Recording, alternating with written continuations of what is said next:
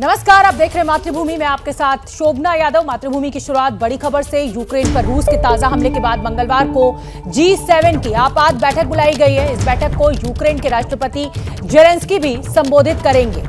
तो बड़ी खबर इस समय की, मंगलवार की जो बैठक होगी G7 की, उसमें जेलेंस्की भी संबोधित करेंगे। यूक्रेन के राष्ट्रपति जेलेंस्की इसमें बोलेंगे कि पर रूस के हमले के बाद जेलेंस्की ने फोन पर जर्मनी के चांसलर ओलाफ शोल्ज से भी बात की है। जेलेंस्की ने फ्रांस के राष्ट्रपति इमैनुअल मैक्रों से भी बात की है। जेलेंस्की ने मैक्रो से एयर डिफेंस के उपकरण भी मांगे हैं।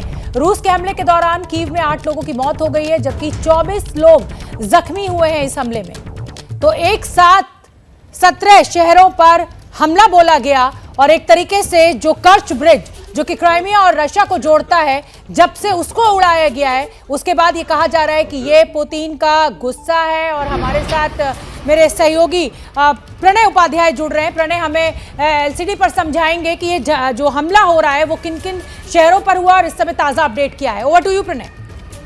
बिल्कुल शोभना, जिस तरीके से आज तस्वीरें सामने आ रही हैं यूक्रेन की राजधानी कीव से, और मैं उस समय मौजूद था कीव में जिस समय ये लड़ाई शुरू हुई थी, और इन तस्वीरों को देखकर इसका अंदाजा लगाया जा सकता है वो जो तमाम इलाके हैं, तमाम जो शहर हैं वो पहचाने जा सकते हैं। बहरहाल अगर आप नक्शे पे देखें तो यूक्रेन के नक्शे में, और अगर आप बीते 3 दिनों की घटना देखें, ये वो क्राइमिया है जिसको लेकर सारा विवाद 2014 से यूक्रेन और रूस के बीच शुरू हुआ। यहां पर वो कर्च का ब्रिज है जहां से हमले के बाद रूस की जो बड़ी प्रतिक्रिया है वो सामने आई। ये कर्च का जो पुल था, क्रीमिया का पुल था, उसके बाद आज कहां हमले हुए हैं। और अगर आप देखें यूक्रेन का ये जो पूरा नक्शा है, इसके अंदर आप देख सकते हैं राजधानी कीव इस जगह पर है।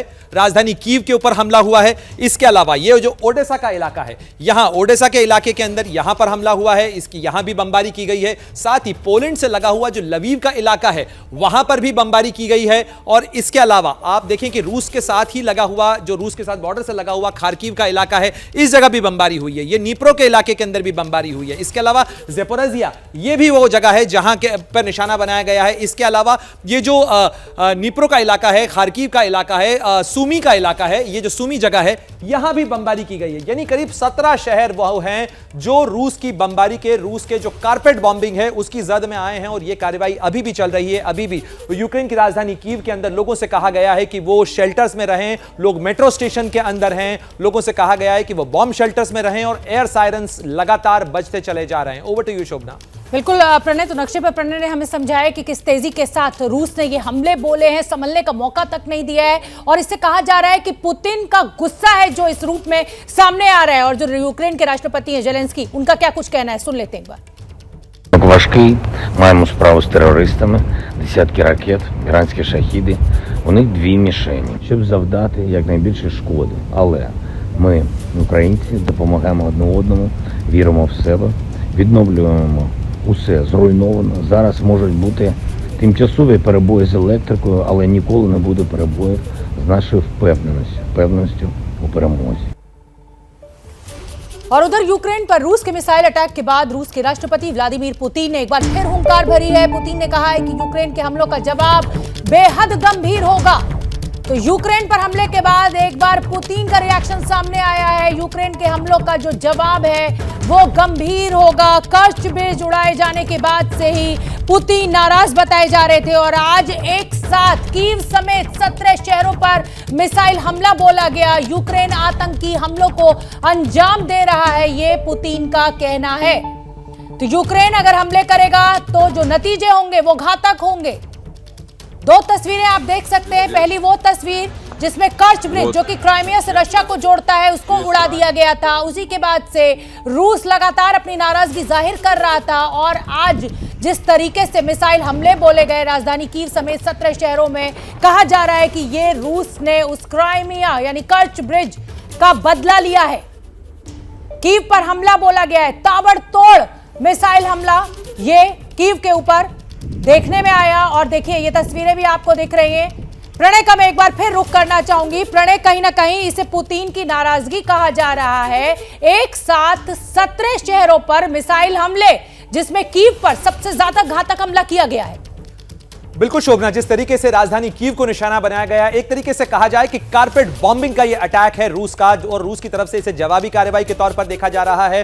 कल ही रूस के राष्ट्रपति व्लादिमीर पुतिन ने उस इन्वेस्टिगेटिव कमेटी के हेड से मुलाकात की थी, उनसे रिपोर्ट ली थी जो जांच करने के लिए गई थी कर्ज ब्रिज के ऊपर। और सीधे सीधे रूस की तरफ से कहा गया कि कर्ज ब्रिज के ऊपर किया गया जो विस्फोट है वो एक आतंकी हमला है, उसके लिए उन्होंने यूक्रेन और यूरोप को जिम्मेदार ठहराया था। और उसके बाद कुछ ही घंटों बाद ज़ेपोरिज़िया के अंदर सबसे पहले जो है वो मिसाइल अटैक होता है। बीते 2 दिनों के दौरान अगर आप देखें तो लगातार मिसाइल अटैक रात के समय में ज़ेपोरिज़िया के उस इलाके के अंदर हुआ है जहां पर न्यूक्लियर पावर प्लांट भी है। और साथ ही इसके बाद जो कारपेट बॉम्बिंग की गई, खासतौर पर राजधानी यूक्रेन को निशाना बनाया, यूक्रेन की राजधानी कीव को निशाना बनाया गया। और उस जगह पर इसके पहले भी जितनी बार अटैक हुए हैं बीते 8 महीनों के दौरान, जितनी बार भी बार हुआ है उसमें कीव के जो बाहरी इलाके थे उनको निशाना बनाया गया है। लेकिन इस बार जो कीव का सेंट्रल क्षेत्र है जहां पर राष्ट्रपति ज़ेलेंस्की के पैलेस से लेकर जो तमाम मंत्रालय हैं वो इलाका इस बार जद में आया है। जो मैदान स्क्वायर, जो इंडिपेंडेंस स्क्वायर है वो निशाने पे आया है। तो कहीं ना कहीं रूस की तरफ से ये सीधा मैसेज देने की कोशिश है।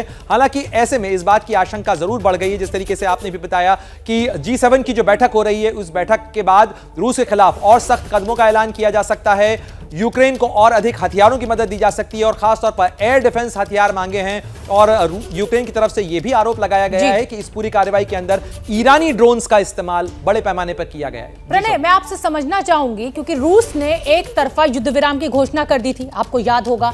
उसके बाद ये क्राइमिया का पुल उड़ाया गया, उसके बाद इस तरीके का गुस्सा देखने को मिल रहा है। अब एयर डिफेंस सिस्टम फ्रांस से मांगा जा रहा है, आपने भी जिक्र किया। इस पूरे हालात को क्या आप और बिगड़ते हुए देख रहे हैं? और ये जो G7 की जो बैठक होने जा रही है इससे हासिल क्या होगा? आपको याद होगा कि जब ये युद्ध शुरू हुआ था उस समय भी तमाम पश्चिमी देशों के द्वारा दबाव बनाया गया था, लेकिन पुतिन है कि मानते ही नहीं, उनकी जिद तो आड़े आ जाती है। देखिए, लगातार इस चीज को लेके जो है मतभेद बरकरार हैं, क्योंकि दोनों देशों के बीच में, यूक्रेन और रूस की अगर बात करें तो दोनों देशों के बीच में बेलारूस में पहला बातचीत का दौर हुआ, उसके बाद तुर्की की तरफ से कोशिश हुई, दोनों देशों के विदेश मंत्रियों की मुलाकात भी हुई शोभना। लेकिन बड़ा सवाल इस चीज को लेकर है कि इस पूरे मामले के अंदर बातचीत का या समाधान का कोई रास्ता निकलने की बजाय बीते कुछ दिनों के दौरान जिस तरीके से पहले रूस ने कार्रवाई की, और अगर आप देखें रूस ने किस इलाके के अंदर कार्रवाई की है, रूस ने ये जो पूरा डॉनबास का इलाका है जिसके अंदर जो है लुगांस्क है, जिसके अंदर जो है दानियास्क है, इसके अलावा ज़ेपोरिज़िया का जो इलाका है, ये वो इलाके हैं जहां पर रूस ने इन्हें अलग करके रूस में मिलाने की कार्रवाई की है, जिसके कारण ये पूरा मामला और पेचीदा हुआ और बिगड़ा। और उसके बाद जो कर्ज के जो ब्रिज है वहां पर ये कार्रवाई हुई इस जगह के ऊपर। और क्राइमिया ये रूस के लिए बहुत महत्वपूर्ण है, इसी से सारा विवाद शुरू हुआ था, इसी से सारा झगड़ा शुरू हुआ था। और उसी के बाद से यहां पर जो लड़ाई है वो और इंटेंसिफाई फिलहाल होती हुई नजर आ रही है, जिसका जिक्र आपने भी किया कि फिलहाल बातचीत या समाधान का रास्ता निकलने की बजाय ये लड़ाई और गंभीर होती जा रही है। और हर किसी को डर इस चीज का है कि कहीं ऐसा ना हो कि यह लड़ाई न्यूक्लियर फ्लैश पॉइंट तक पहुंच जाए, क्योंकि रूस इससे इनकार नहीं कर रहा है। हालांकि रूस ने फिलहाल यह जरूर कहा है, और आज की कार्रवाई को भी अगर देखें तो उसने टैक्टिकल वेपन्स की बजाय कन्वेंशनल वेपन्स का इस्तेमाल किया है, परंपरागत हथियारों का इस्तेमाल किया गया है। जो मोर्टार या जो बॉम्ब गिराए गए हैं, कारपेट बॉम्बिंग की गई है, उसके अंदर परंपरागत हथियार ज्यादा हैं, किसी तरीके के टैक्टिकल वेपन का इस्तेमाल नहीं है। तो फिलहाल परंपरागत हथियारों का इस्तेमाल रूस जरूर कर रहा है, लेकिन आज जिस तरीके से कार्रवाई की गई है, आप देखें यूक्रेन के पूरे नक्शे के ऊपर यहां से लेकर यहां तक, उत्तर से लेकर दक्षिण तक और पूर्व से लेकर पश्चिम तक लगभग हर शहर को खासतौर पर निशाना बनाया गया है। एनर्जी सिस्टम, और मैं खासतौर पर जिक्र करना चाहूंगा खार्किव का। खार्किव वो जगह है, आपको याद होगा कि भारतीय छात्र भी बड़े पैमाने पर खार्किव में फंसे थे। इस समय जो रिपोर्ट आ रही है खार्किव से, खार्किव का एनर्जी सिस्टम पूरी तरह से डाउन हो चुका है। और राष्ट्रपति ज़ेलेंस्की की तरफ से भी कहा गया है कि इस पूरी कार्रवाई के अंदर जो यूक्रेन का एनर्जी सिस्टम है उसको खास तौर पर निशाना बनाया गया है। और इस कार्रवाई के अंदर जिस तरीके से सर्दियां बढ़ती जा रही हैं, अगर यूक्रेन का एनर्जी सिस्टम ठप हो जाता है, उसका बिजली सिस्टम, उसका गैस हीटिंग सिस्टम खराब होता है, इस हमले के कारण वो काम नहीं करता है, तो आने वाले सर्दियों के दिन यूक्रेन के लिए न केवल बहुत मुश्किल भरे होंगे बल्कि यूरोप के लिए भी बड़े मुश्किल भरे दिन हो सकते हैं। जी, और यूक्रेन और यूरोप, क्या आपने देखा ही कि पूरी दुनिया में अर्थव्यवस्था चरमराती हुई नजर आ रही है, और एक तरफ ये युद्ध है कि रुकने का नाम नहीं ले रहा है। लेकिन प्रणय, मैं समझना चाहूंगी कि पहले ही रूस के ऊपर तमाम बड़े सैंक्शंस लगाए गए हैं, कोई असर देखने को नहीं मिला। अब G7 की बैठक होने जा रही है, आपको क्या लग रहा है रूस को कैसे रोका जा सकता है, और क्या रूस रुकेगा, या अब ये युद्ध जो है एक बार फिर रफ्तार पकड़ चुका है और अब आगे ये और खराब रूप ही लेगा? देखिए फिलहाल शोभना इस चीज का कोई सूरत निकलती नजर नहीं आ रही है, क्योंकि संयुक्त राष्ट्र सुरक्षा परिषद में इस पर चर्चा हो चुकी है, संयुक्त राष्ट्र महासभा में इस पर बात हो चुकी है। भारत लगातार इस चीज को कह रहा है, और केवल भारत ही नहीं कह रहा। अगर आप मैक्सिको की तरफ से मैक्सिको के राष्ट्रपति के बयान को देखें, उन्होंने तो बाकायदा इसकी मांग की है कि भारत के प्रधानमंत्री और संयुक्त राष्ट्र महासचिव की एक कमेटी बनाई जाए जो इस मामले में समाधान का रास्ता निकाले, क्योंकि भारत लगातार यह कह रहा है। और समरकंद के अंदर बीते महीने जब मुलाकात हुई थी प्रधानमंत्री मोदी की और राष्ट्रपति पुतिन की, तब प्रधानमंत्री मोदी की तरफ से साफ तौर पर यह कहा गया था कि यह दौर जंग का दौर नहीं है, इसमें बातचीत के जरिए समाधान निकाला जाना चाहिए। लेकिन दोनों ही तरफ से फिलहाल जो बयान आ रहे हैं, चाहे ज़ेलेंस्की का बयान देखें आप या राष्ट्रपति पुतिन का बयान देखें, जिस तरीके की कार्रवाई जमीन पर नजर आ रही है, उससे तो फिलहाल नहीं लगता है कि समाधान का इस युद्ध के खत्म होने का कोई रास्ता निकल रहा है, बल्कि यह युद्ध और बढ़ रहा है, क्योंकि ज़ेलेंस्की लगातार हथियार मांग रहे हैं, उन हथियारों का इस्तेमाल कर रहे हैं, उन हथियारों के साथ वो रूस के इनर एरिया के अंदर स्ट्राइक करने की बात कर रहे हैं, और दूसरी तरफ रूस अपनी पूरी ताकत के साथ पलटवार करता हुआ नजर आ रहा है। तो ऐसे में यह फिलहाल लड़ाई और मुश्किल और पेचीदा और दुष्कर होती जा रही है, और इस लड़ाई का सबसे बड़ा खामियाजा यह भी है कि इसके कारण केवल रूस और यूक्रेन ही नहीं, 90 लाख की यूक्रेन की आबादी ही नहीं जो दूसरे देशों में शरण ले चुकी है, बल्कि पूरी दुनिया इस समय तेल गैस के संकट के साथ साथ खाद्यान्न संकट से जूझ रही है। तेल के दाम हर मुल्क के अंदर बढ़ रहे हैं, गैस का संकट खड़ा हो रहा है, और ऐसे में हर कोई यह चाहता है कि यह लड़ाई जल्द से जल्द खत्म हो। क्यों? लेकिन ये जो धुआं उठ रहा है फिलहाल कीव के शहर से या यूक्रेन के अन्य शहरों से, ये कहीं ना कहीं इस समाधान के रास्ते पर भी धुंध और बढ़ा रहा है। बिल्कुल प्रणय, आप बने रहिए हमारे साथ। और इसी बीच यूरोपियन यूनियन ने यूक्रेन की सैन्य मदद बढ़ाने का ऐलान किया है। बड़ी खबर, यूरोपियन यूनियन ने कीव पर मिसाइल हमलों की निंदा भी की है। तो यूक्रेन को अब सैन्य मदद बढ़ाई जाएगी। यूरोपियन यूनियन का रिएक्शन आ गया है। यूने कीव पर हमले की निंदा भी की है। G7 की बैठक होने जा रही है और अब यूरोपीय यूनियन ने भी इस हमले की निंदा की है। यूक्रेन को सैन्य मदद बढ़ाई जाएगी। एयर डिफेंस सिस्टम की मांग भी लगातार यूक्रेन के द्वारा की जा रही है। समाजवादी पार्टी के संरक्षक मुलायम सिंह यादव नहीं रहे। 82 साल की उम्र में गुरुग्राम के मेदांता अस्पताल में आज सुबह उनका निधन हो गया। मुलायम सिंह यादव के पार्थिव शरीर को फिलहाल उनके गांव इटावा के सैफई ले जाया जा रहा है। कल दोपहर 3 बजे सैफई में मुलायम सिंह यादव का अंतिम संस्कार किया जाएगा। उनके निधन पर उत्तर प्रदेश सरकार ने 3 दिनों के राजकीय शोक का ऐलान किया है। ये 4 तस्वीरें आपके सामने। एक लंबा राजनीतिक करियर मुलायम सिंह यादव का, सभी नेताओं की प्रतिक्रिया आई है। प्रधानमंत्री नरेंद्र मोदी ने शोक व्यक्त किया है। उत्तर प्रदेश के मुख्यमंत्री योगी आदित्यनाथ ने 3 दिन का राजकीय शोक घोषित किया है। और हमारे साथ तमाम हमारे रिपोर्टर्स जो हैं वो फील्ड में मौजूद हैं, जो पल पल का सबसे पहला अपडेट आप तक पहुंचा रहे हैं। जैनेंद्र कुमार सैफई में मौजूद हैं, अजय दुबे भी सैफई में मौजूद हैं, संजय त्रिपाठी लखनऊ से हमारे साथ जुड़ रहे हैं। संजय त्रिपाठी, आपसे सबसे पहले जानना चाहूंगी कि अब जो पार्थिव शरीर है उसको सैफई ले जाया जा रहा है, क्या जानकारी निकल कर सामने आ रही है? कल दोपहर 3 बजे का समय दिया गया है अंतिम संस्कार का। कौन कौन जो बड़े लोग हैं उसमें शामिल होंगे इस अंतिम संस्कार में? बिल्कुल शोभना, कल 3 बजे अंतिम संस्कार की क्रिया पूरी की जाएगी और जितने भी उत्तर प्रदेश सरकार में बड़े प्रमुख चेहरे हैं, मंत्री के हों, सरकार के हों या संगठन के हों, वो सारे के सारे पहुंचेंगे सैफई। और इस दुख की घड़ी में अखिलेश यादव और जो समाजवादी पार्टी के दूसरे नेता हैं उनके साथ खड़े होंगे। इस वक्त समाजवादी पार्टी के दफ्तर के बाहर हूं मैं और आपको तस्वीरें दिखाऊंगा। यहाँ भी बड़ी संख्या में जो समर्थक हैं, जिसको जानकारी मिलती जा रही है, वो यहाँ उमड़ पड़ रहा है और भावनाओं का उमड़ता नज़र आएगा। एक तस्वीर मैं आपको दिखाना चाहता हूँ शोभना, ये ठीक मेरे पीछे आप देखेंगी श्रद्धांजलि के लिए लगाई गई है। श्रद्धांजलि धरती पुत्र आदरणीय नेताजी, आपका संघर्षमय जीवन हम समाजवादियों को हमेशा प्रेरणा देता रहेगा। इस तरह की तमाम संदेश जो समर्थक हैं, जो मुलायम सिंह यादव नेताजी के समर्थक हैं, वो देते नज़र आ रहे हैं। आप कहाँ से आए हैं, क्या नाम है आपका? लखनऊ से। लखनऊ से। क्या कहेंगे आज, किस तरह से नेताजी को याद करते हैं? शब्द नहीं है इनके पास में। क्या कहेंगे, आज नेताजी का दुखद देहांत हो गया, कैसे याद करते हैं? धरतीपुत्र के नाम से कहे जाने वाले हमारे नेताजी, ना भूतो न भविष्यति, ना ऐसा कोई नेता हुआ है और ना धरती पर आगे आने वाली पुश्तें ऐसे किसी नेता को देख पाएंगी। ये जो क्षति है, ये बहुत बड़ी क्षति है। ये शब्दों में बयां करना हमारे और आपके जैसे जनमानस के लिए पर्याप्त नहीं होगा। नहीं, क्षति है, हर व्यक्ति यही कह रहा है। लगातार जो समाजवादी पार्टी का मुख्यालय है वहाँ पर लोग जुट रहे हैं, केवल पुरुष नहीं, यहाँ कई महिलाएं हैं। मैं आपको दिखाऊंगा, हाथ में नेताजी की तस्वीर लिए हुए खड़ी हुई हैं। क्या कहेंगी, तस्वीर ले रखी है आपने हाथ में, कैसे याद करती? हम तो मेरे पिता की तरह याद करती हूँ। मैं पिता मानती भी थी, पिता कहती नहीं हूँ, मैं पिता मानती हूँ। इस बात को शायद शिवपाल जी भी जानते हैं, पार्टी हर इंसान जानता है मेरे बारे में, जो मैं नेताजी को गुरु मानती हूँ और पिता मानती हूँ। और पिता मानती हैं, किस तरह से आज नेताजी का निधन पर दुख है? देखिए, नेताजी का जो निधन हो गया उससे हम लोग बिल्कुल मौन हो गए। हम लोग को बहुत ही गहरा दुख हुआ है, क्योंकि समाजवादी पार्टी की विचारधाराओं की विरासत आज हम लोग के बीच नहीं है।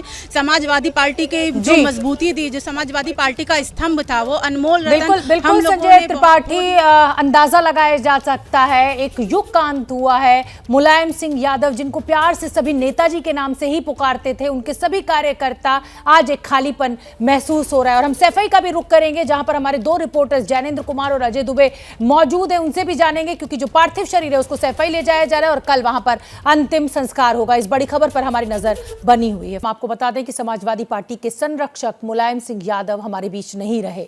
82 साल की उम्र में गुरुग्राम के मेदांता अस्पताल में आज सुबह उनका निधन हो गया।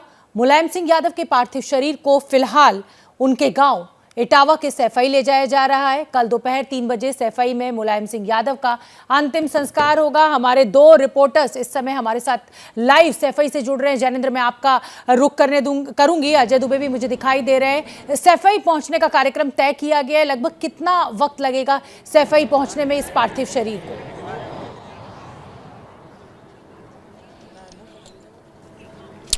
शोभना, मैं इस वक्त लखनऊ आगरा एक्सप्रेस वे पर हूं। सैफई से कुछ 25-30 किलोमीटर पीछे हूं और मेरे पीछे आपको काफ़ी सारे लोग नज़र आ रहे होंगे। आगरा से जैसे जैसे हम आगे की तरफ बढ़ते चले गए, हर कुछ दूरी पर इसी तरह से, रंजीत जी ज़रा कैमरा पैन करके पूरा दिखाइए कितनी संख्या में लोग हैं। इसी तरह से सड़क पर लोग गुलाब की पंखुड़ियों के साथ इंतज़ार कर रहे हैं कई घंटों से नेताजी के पार्थिव शरीर के गुजरने का। बताया जा रहा है कि अब से कुछ देर में ही शोभना, मुझे लगता है कि अगले 15 मिनट के अंदर जो पार्थिव शरीर का काफिला है वो इस जगह से गुजरेगा और यहाँ से सैफई की दूरी 30 किलोमीटर यानी तकरीबन आधे घंटे की और है। तो 1 घंटे के अंदर अंदर नेताजी का पार्थिव शरीर उनके गांव सैफई पहुंच जाएगा। जो लोग यहाँ पर हैं, शोभना, अगर आपके पास समय हो जरा मैं तस्वीरें भी दिखाना चाहूंगा। देखिए किस तरीके से गमछे में गुलाब की पंखुड़ियों को सहेज रखा है। नेताजी का कितनी देर से इंतजार कर रहे हैं? हम 2 बजे से खड़े हुए हैं, नेताजी का बेसब्र इंतजार कर रहे हैं सभी लोग, और उनका आने का बहुत आ जाएगा उनके लिए, बहुत ही सभी लोग इंतजार कर रहे हैं। जो पीछे खड़ी हुई जनता, मैं समाजवादी पार्टी से सिरसागंज। आप बताइए, आपकी क्या यादें, क्या कभी आपको मौका मिला नेताजी से? जी सर, मुलायम सिंह यादव हाथ मिलाने का? हाँ जी, मिला, हाथ मिलाने का टाइम नहीं मिला, उनको देखा है दूर से। और एक सपा संरक्षक हैं, वो रक्षा मंत्री हुए, उससे बहुत बड़ा आभार प्रकट करते हैं उनके लिए। अलविदा कहने के लिए, आखिरी विदाई के लिए हाँ, यस सर जी। मैं सपा पार्टी से बहुत प्रभावित रहा हूँ और उनके कार्यों से और उनकी धरती पर तो सपा के ये लोग कार्यकर्ता भी हैं, कुछ समर्थक हैं। मुलायम सिंह यादव का जो व्यक्तित्व था उससे खासे प्रभावित हैं और जब काफिला गुजरेगा, पार्थिव शरीर का वाहन, और वो काफिला इस रास्ते से होकर गुजरेगा तो सड़क पर इंतजार कर रहे हैं फूल की पंखुड़ियों के साथ। और ये एक जगह की तस्वीर है आगरा से। जैसे जैसे आप आगे बढ़ेंगे, इस वक्त जो भी बढ़ रहा है वो सैफई के रास्ते में हर कुछ दूरी पर इसी तरीके से लोग, आसपास के गांव के लोग उमड़ पड़े हैं और सड़क पर इंतजार कर रहे हैं नेताजी के पार्थिव शरीर का। और कुछ छोटे बच्चे भी दिखाई दे रहे हैं। जैनेंद्र, मुझे आपके पीछे कुछ छोटे बच्चे भी दिखाई दे रहे हैं। मैं चाहती हूँ एक बार आप उनसे भी हमारी बात करा दें। जरूर शोभना, देखिए छोटे छोटे बच्चे मेरे आसपास। आप लोग, आपको पता है आप लोग यहाँ पे किस लिए हैं? नेताजी के लिए। नेताजी के लिए हैं, ठीक है। कितनी देर से आप खड़े हो? 2 घंटे से। 2 घंटे से खड़े हो आप। आपको मालूम है नेताजी क्या क्या रहे, यूपी में मुख्यमंत्री रहे, कितनी बार रहे, क्या क्या रहे? आप लोगों को कुछ मालूम है नेताजी के बारे में? रक्षा मंत्री रहे। और आप बताइए, क्या क्या बोलना चाहेंगे? क्यों खड़े हो यहाँ पर? मुख्यमंत्री हम लोग देखने के लिए खड़े हैं। देखने के लिए खड़े हैं। क्या उम्र है आपकी? 12 साल जी। 12 साल के हो। आप कितने साल के हो? 13। आप 13 साल के हो। देखिए 12-13 साल के बच्चे हो या फिर कई सारे बुजुर्ग भी हैं, ज्यादातर युवा हैं, ये सब लोग अपने नेताजी मुलायम सिंह यादव जो अब इस दुनिया में नहीं है, आज ही उन्होंने अंतिम सांस ली, बिल्कुल उनके बिल्कुल पार्थिव जैनेंद्र शरीर और के गुजरने का इंतजार कर रहे हैं। और ये जगह जी बिल्कुल बिल्कुल जैनेंद्र, और यही खूबसूरती उनकी राजनीति की रही। लगभग 55 सालों तक वो सक्रिय राजनीति का हिस्सा रहे। सत्ता पक्ष के लोग हों, विपक्ष के नेता हों, उनके दोस्त हों, उनके शत्रु हों, सभी की आंखें आज नम हैं और सब उनको एक साथ याद कर रहे हैं। अजय दुबे का भी मैं रुख करूंगी। अजय दुबे सैफई में मौजूद हैं। अजय दुबे, हमें जैनेंद्र जानकारी दे रहे हैं कि अब से कुछ ही देर बाद यहां से लखनऊ आगरा रोड से जो है पार्थिव शरीर गुजरेगा और सैफई पहुंचेगा। क्या तैयारियां वहां पर आप देख रहे हैं, और लोगों से भी हमारी बात करवाइए। निश्चित ही तैयारियां यहाँ पर की जा रही हैं। अंतिम संस्कार कल होगा, लेकिन आज के दिन दर्शन के रहेंगे और दर्शन के लिए जो स्टेज तैयार किया गया है, मैं एक बार वो आपको दिखाता हूँ। देखिए, यही वो जगह है जिस जगह पर उनके शव को लाकर रखा जाएगा, और शव को जब लाके रखा जाएगा तो यहाँ पर आप देखिए कुछ देर पहले ही गुलाब पेटियों में आए थे और गुलाब को उस जगह पर, उस टेबल पे जिस जगह पर शव को रखा जाएगा वहाँ पर सजा दिया गया है। और गुलाब के ठीक सामने तस्वीर रखी है मुलायम सिंह यादव की। उत्तर प्रदेश की राजनीति में मुलायम सिंह यादव केवल एक नेता नहीं है, बल्कि एक राजनीतिक विचारधारा है, एक व्यवहार है, एक आचरण है। समाजवादी विचारधारा के कहीं आगे बढ़ के अपने जो दूसरी विचारधारा के लोग थे उनको स्वीकार करना, लोगों को गले लगाना, इसी मिट्टी में उन्होंने सीखा सैफई की। और एक नज़र मैं आपको लेके चलता हूँ सैफई के लोगों को दिखाने के लिए, सैफई की जो भीड़ है, तमाम जो सैफई के रहने वाले लोग हैं, सैफई के अलावा दूसरे जिलों से भी यहाँ पर अपने नेता को एक नज़र देखने के लिए पहुँचे हैं। यहाँ पर लोगों का जमावड़ा है। लोगों के जमावड़े के बीच में आप देखेंगे घर के, ये सैफई में अखिलेश यादव का घर और बगल में ही मुलायम सिंह यादव का घर है। यही मुलायम सिंह यादव का आवास है जिसमें कुछ देर में उनको लेकर आया जाएगा। तमाम यहाँ पर समर्थक बैठे हुए हैं, नेता बैठे हुए हैं, उनसे भी बात करते हैं। सर, आप आए हैं यहाँ पे, मन में क्या भाव चल रहा है? इतना मास लीडर थे मुलायम सिंह यादव, गरीबों का मसीहा चला गया। विरले होते हैं ऐसे नेता जो धरती पे आते हैं। एक संत और नेता दोनों का एक रूप मुलायम सिंह था। संत और नेता का स्वरूप ये बता रहे हैं। सर, आप कैसे याद करते हैं मुलायम जी को? आप देखिए, तमाम लोग हैं जो बोलने में भी संभव नहीं हो रहा उनके लिए। आप बताएं, एज ए यूथ कैसे मुलायम सिंह यादव को याद करते हैं? मैं पॉलिटिक्स से नहीं जुड़ी हूँ, मैं एक नेशनल लेवल की बैडमिंटन प्लेयर हूँ, पर मुझे बहुत अच्छे लीडर लगते थे वो। उनके प्यार की वजह से ही हम लोग यहाँ आए हैं आज। सैफई, आप दिल्ली से आ रहे हैं? कहाँ से आ रहे हैं? मैं लखनऊ से आई हूँ। आपने खबर सुनी तो आप लखनऊ से अंतिम दर्शन करने के लिए? जी जी। आप कुछ कह रहे थे बाबा जी, बताइए। दर्शन करने के लिए लोगों की भीड़ है, आप भी पहुँचे हैं। मैं स्वामी रूप किशोरी वगैरह कंपिल फरकाबाद, पहले तो सभी देश की जनता को ये जागृत कर रहे हैं, 130 करोड़ हिंदू मुस्लिम सिख ईसाई सभी को, का हमारे माननीय मुलायम सिंह यादव जी, जिनको नेताजी और धरती पुत्र कहा गया है, जितनी भी हमारे भारत में पार्टी हैं वो सभी उनका अभिनंदन कर रही हैं। इन्हें पुनः आना चाहिए। और इनका जो अभिनंदन की बात है, बता रहे हैं समर्थकों की इसी तरीके की भीड़ है, नजर जिस तरह तो जा रही है। दरवाजे में जितने लोग अंदर आ सकते हैं, मुलायम सिंह यादव को चाहने वाले, प्रेम करने वाले, मन से मुलायम, इसी जम्मी के जो उनकी जन्म है, ठीक इससे कुछ आगे वो गाँव का घर है जहाँ पर मुलायम सिंह यादव का जन्म हुआ। इन्हीं गलियों में वो खेले और इन्हीं गलियों से निकलकर उत्तर प्रदेश की शीर्ष कुर्सी और उसके बाद देश की राजनीति में जो शीर्षतम कुर्सियां होती हैं उन तक पहुंचकर गए मुलायम सिंह यादव। बिल्कुल, 3 बार उत्तर प्रदेश के मुख्यमंत्री रहे, 7 बार सांसद रहे, रक्षा मंत्री के पद पर रहते हुए उन्होंने बेहतरीन काम किया और नम आंखों से आज उनके गांव के लोग, उनके प्रदेश के लोग, पूरे देश के लोग उनको विदा कर रहे हैं। और हम आपको बता दें कि प्रधानमंत्री मोदी ने मुलायम सिंह यादव को श्रद्धांजलि दी। पीएम मोदी ने कहा कि मुलायम सिंह का आशीर्वाद उनके लिए एक अमानत है। और संसद के अंदर मुलायम सिंह जी जैसे वरिष्ठ नेता,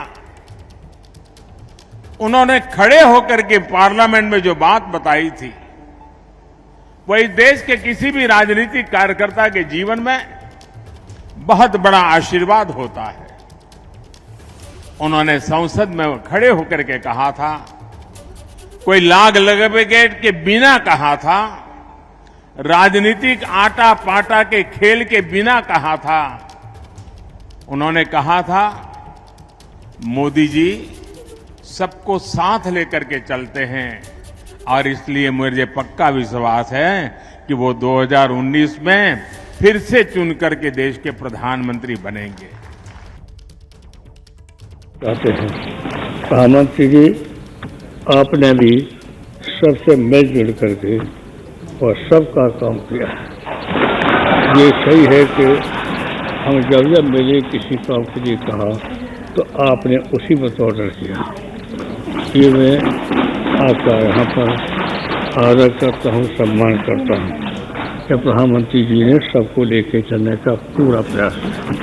तो आपने जिस तरह भगवान को चलाया है और सबको रखना बड़ा कठिन काम है, लेकिन फिर भी आपके पेपर के खिलाफ कोई नहीं बोलता है, न आप पर कोई टिप्पणी करता है। इसे विशेष बधाई और धन्यवाद आपको देता हूँ। तो मैं चाहता हूँ, मेरी कामना है कि जितने माननीय सदस्य हैं दोबारा फिर जीत जाए, ये हमारी इच्छा है। तो ये और तो ये भी चाहता हूँ, हम लोग तो इतना बहुमत नहीं आ सकते हैं, प्रधानमंत्री जी आप फिर बने प्रधानमंत्री। और हमने आपको सुनवाया कि क्या कुछ कहा था मुलायम सिंह यादव ने संसद में। प्रधानमंत्री नरेंद्र मोदी ने आज अपनी चुनावी रैली के दौरान नेताजी को याद किया। मैं सीधे रुख करना चाहूंगी मेरे सहयोगी अजय दुबे का, जो कि सैफई में मौजूद हैं। जैनेंद्र भी आगरा हाईवे पर मौजूद है, जहां से अब से कुछ क्षणों पहले ही मुलायम सिंह यादव का जो पार्थिव शरीर है वो काफिला पार हुआ है। अजय दुबे, इस समय मुझे लगता है कि अब 30 से 35 मिनट का वक्त और लगेगा और जो पार्थिव शरीर है वो सैफई पहुंच जाएगा। निश्चित ही 30 से 35 मिनट का समय, और सैफई में जिस जगह पर एक्सप्रेसवे से गाड़ियां उतरेंगी वहां से लेकर घर तलक में पूरी पुलिस बैरिकेडिंग में पुलिस मौजूद है। रास्ते को खाली कराया जा रहा है। लगातार गाड़ियां अलग अलग रास्तों से, जो भी रास्ता सैफई की तरफ आता है, चाहे वो लखनऊ की तरफ से आए, दूसरे जिलों की तरफ से आए, हर तरफ पुलिस जो उनके समर्थक है, कार्यकर्ता है, जमावड़ा उनका हो रहा है। पुलिस गाड़ियों को साइड करा रही है कि जल्दी से जल्दी जब एक्सप्रेसवे से उतरे तो जगह पर पहुंच सके। देखिए, अभी थोड़ी देर पहले हम बात कर रहे थे, दिखा रहे थे तस्वीर, अभी और भीड़ आ गई। अभी फिर मुझे लग रहा है कि किसी जिले खास से तमाम समर्थकों की भीड़ एकदम से आई है और धीरे धीरे जो ये हिस्सा है, ये जो घर के ठीक बाहर थोड़ा सा पार्क जैसा स्पेस है, वो भी भरता चला जा रहा है। समर्थक लगातार आते जा रहे हैं। अपने नेता, अपने हरदिल अजीज मुलायम सिंह यादव को एक नज़र जो है सलाम करने के लिए, एक नज़र उनको देखने के लिए, उनके अंतिम दर्शन करने के लिए समर्थकों की भीड़ लगातार आ रही है। तो मुश्किल आधे घंटे का समय लगता है कि और बचा है। पुलिस तमाम पॉइंट्स पे मौजूद है ताकि जल्द से जल्द जो है पास कराया जा सके गाड़ियों को। लगातार समर्थक भी आ रहे हैं। अजय, मैं आपको रोक रही हूँ, मैं एक बार उस काफिले की तस्वीरें दिखाना चाहती हूँ। देखिए, जैनेंद्र दिखाएंगे वो तस्वीरें।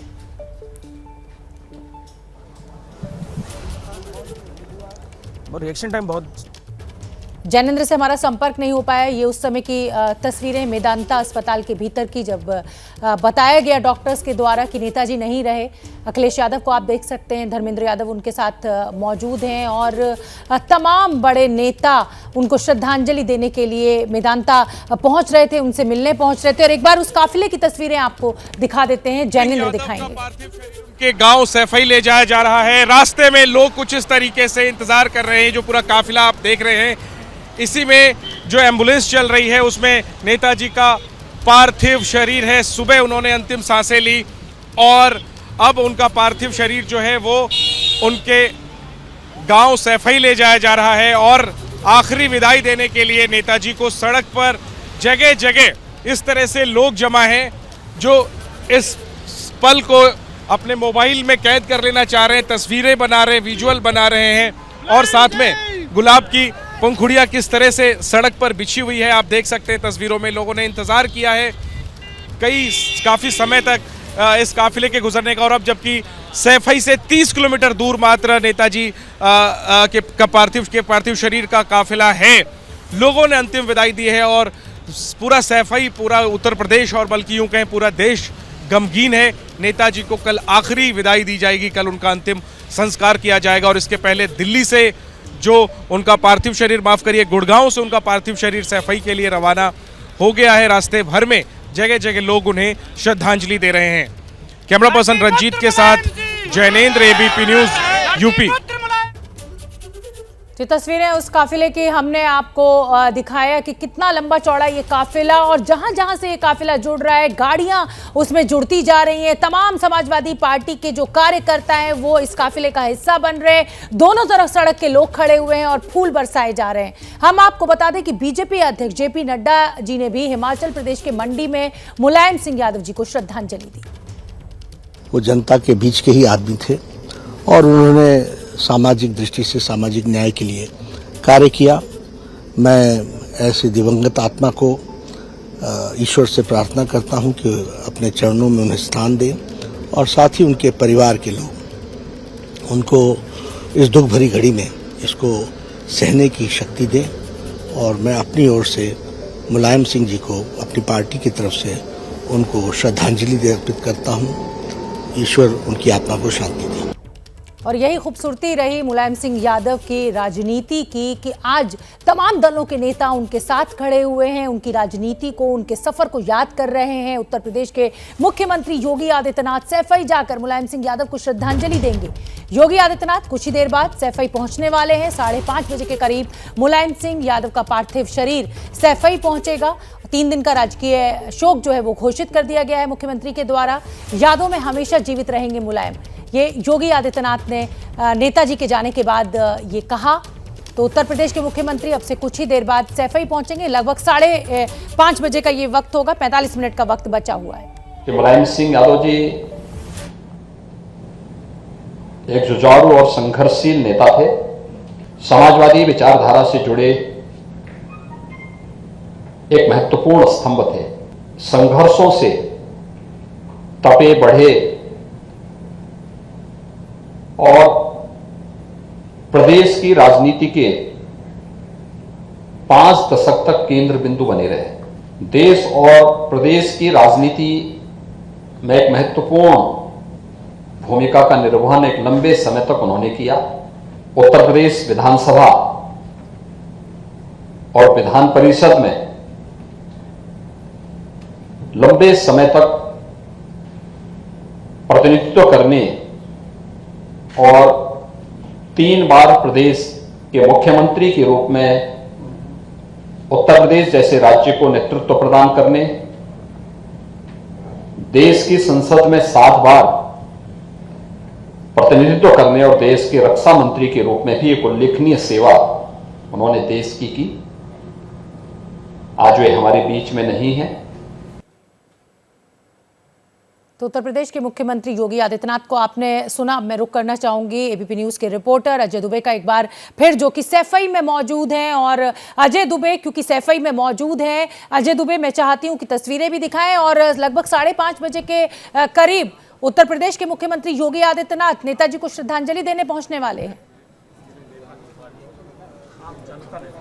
निश्चित ही पूर्व निर्धारित समय यही है जो आपने बताया, और कुछ देर में मुख्यमंत्री खुद भी पहुंचेंगे। जो मुख्यमंत्री सुरक्षा के तमाम लोग हैं, लगभग 45 मिनट हो गया, उनकी टीम भी यहां पर पहुंची हुई है व्यवस्था बनाए रखने के लिए। अब मैं दिखाता हूं वो रास्ता जिसके जरिए लोग जो हैं अंदर जाएंगे श्रद्धा सुमन अपने अर्पित करने के लिए। ये मुलायम सिंह यादव का घर है जिसमें आज अंतिम जो पूरी प्रक्रिया है, अंतिम दर्शन की जो पूरी प्रक्रिया है उसके लिए उनको लेकर आया जाएगा। ये गलियारा है जिससे अंदर जाएंगे और वहीं पर उस दरवाजे से प्रवेश करते ही अंदर आगे बढ़कर हम आपको दिखाते हैं कि कैसे उस दरवाजे से प्रवेश करते ही यहाँ पर दिखाई देंगे अंतिम दर्शन करने के लिए जो तैयारियां की गई हैं। वो अभी इस पर्दे को ढक दिया गया, कुछ देर पहले इसी पर्दे से जो तैयारियां की गई थी वो दिखाई दे रही थी। हम आगे बढ़ के दिखाएंगे, इस खिड़की के पास से दिखाई देगा कि कैसे उस इंतजाम को किया गया है। थोड़ा सा और राजेश पांडे जी पीछे हटेंगे तो दिखेगा सुरक्षा इंतजाम। मैंने जैसा सुरक्षा इंतजामों का जिक्र किया, मुख्यमंत्री के आने से कुछ देर पहले ही सुरक्षा इंतजामों के तहत रोक दिया गया। देखिए अब ये वो जगह है जहाँ पर अंतिम दर्शन करने के लिए उन्हें रखा जाएगा और लगातार जो है जमावड़ा समर्थकों का बढ़ता चला जा रहा है। इसी हिस्से में हजारों की तादाद में समर्थक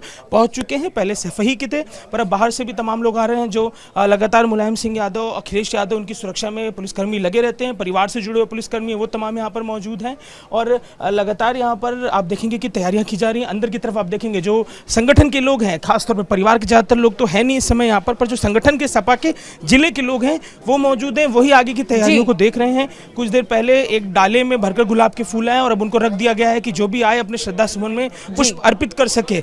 जो यहाँ पर शैया है उसे तैयार कर लिया गया है, इसी जगह पर शव को रखा जाएगा। अजय दुबे हमें ये तस्वीरें दिखा रहे हैं, सैफई से लाइव तस्वीरें हम आपको दिखा रहे हैं। और अब से कुछ ही देर बाद पार्थिव शरीर मुलायम सिंह यादव का, नेताजी का पहुंचने वाला है। लोग श्रद्धांजलि देंगे। खुद उत्तर प्रदेश के मुख्यमंत्री योगी आदित्यनाथ भी सैफई पहुंचने जा रहे हैं। इसी बीच मातृभूमि में एक बड़ी खबर आ रही है, आपको बता दें यूपी एटीएस ने अलकायदा से जुड़े 8 आतंकवादियों को गिरफ्तार किया है। ये आतंकी अलकायदा इंडियन सब कॉन्टिनेंट या अलकायदा बर्रे सगीर और उसके सहयोगी आतंकी संगठन जमातुल मुजाहिदीन से जुड़े हुए हैं। एटीएस ने अलग अलग स्थानों से इनकी गिरफ्तारी की है। इनमें से 4 आतंकवादी सहारनपुर, एक हरिद्वार और एक झारखंड का रहने वाला है। आतंकवादियों के पास से जिहादी किताबें, पेन ड्राइव, मोबाइल समेत तमाम सामग्री बरामद हुई है। तो मातृभूमि में मेरे साथ इतना ही। अब आप नजर डालिए इस समय की सुर्खियों पर। शाम 7 बजे भारत की बात में एक बार फिर होगी आपसे मुलाकात। नमस्कार। क्या मजबूरी है मेरी, बताइए। मैं अभी आपको बताती हूँ कि मैंने ओए होए होए होए होए। नमकीन के चटकारे लेते हुए टकटकी मार के डिबेट शो को पॉज रिपीट कर करके देख रहे हैं जोगिंदर जी। इनकी तरह आप भी देखें अपनी फेवरेट डिबेट्स को रिपीट कर और डाउनलोड कीजिए एबीपी लाइव ऐप अपने स्मार्ट टीवी पर।